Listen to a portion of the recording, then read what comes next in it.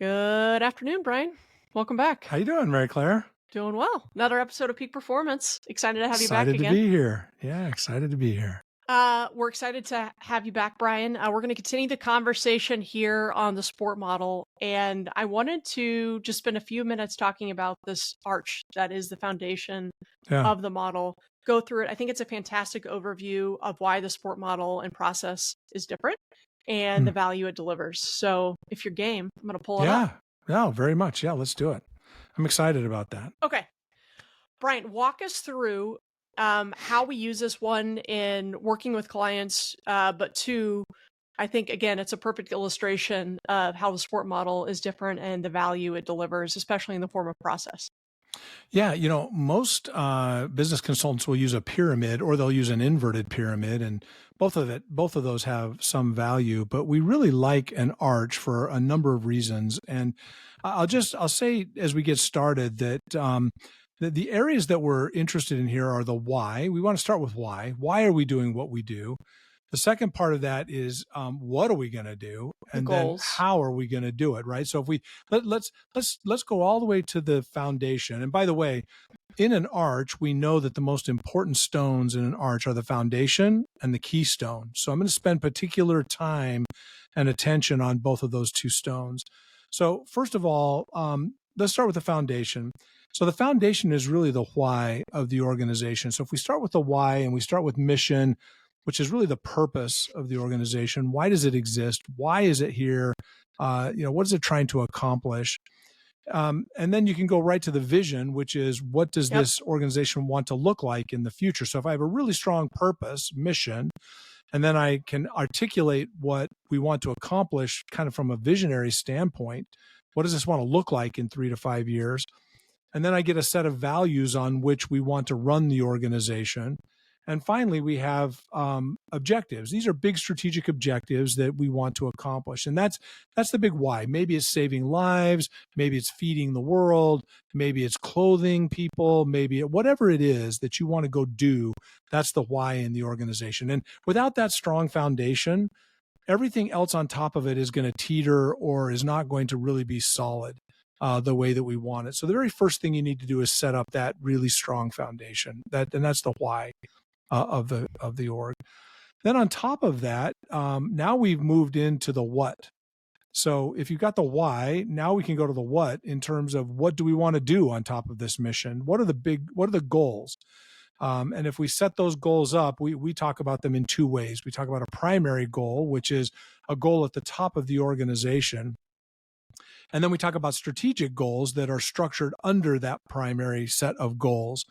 And we have a lot of rules here. We think that less is more. We think that 1 to 3 primary goals is all an org can really focus on at a time. And then same with the strategic team goals. We think 1 to 3 of those at a time is all you can really get done. But if you've structured this well so that the strategic goals accomplish the primary goals, then you get a really solid what for the organization. Now, if I've got great why and I've got solid what, now I can move to the how. Yeah. Ironically, I'll just point out that many organizations want to start with the how. They want to call in the consultant and say, hey, let's do some strategic planning together. When in fact, strategic planning can't really be done well until you know why you exist and what you're trying to accomplish. Then you can start to talk about the how.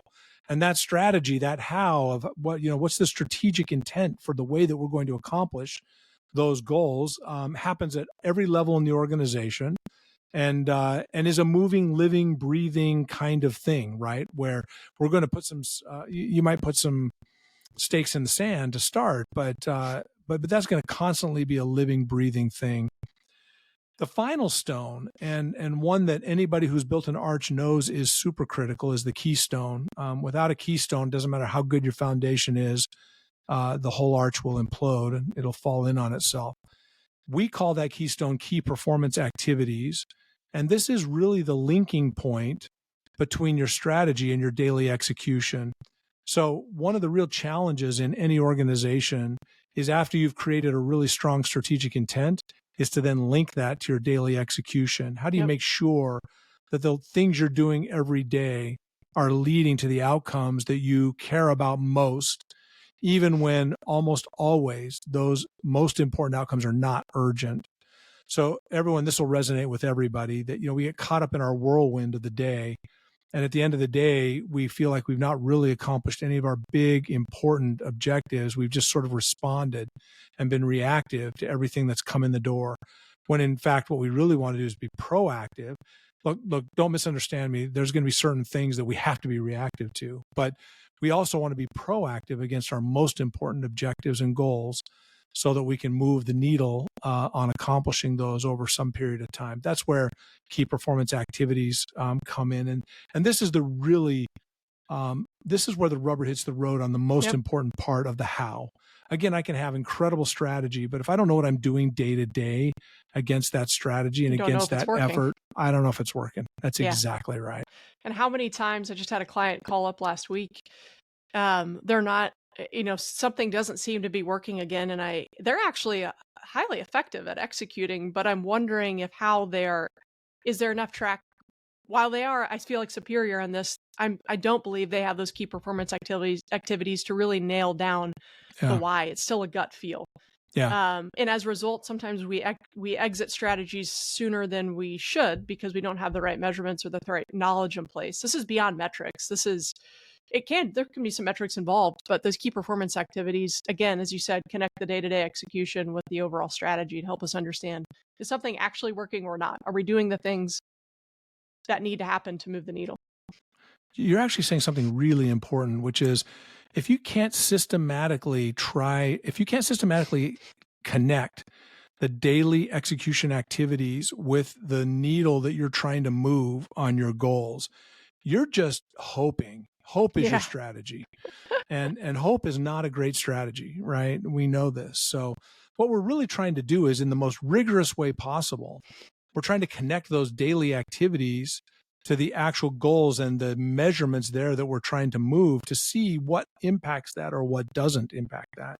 Because the more, to your point, that we know what impacts that, then we can do the little things that result in those incremental returns that aggregate all those marginal returns and create great outcomes. And that's what we're really trying to do. Perfectly summarized, Brian. Well, we're looking forward to having more of these conversations with you, and we'll be back in touch soon to continue that conversation. Sounds great. Super fun. Thanks, Marie Claire.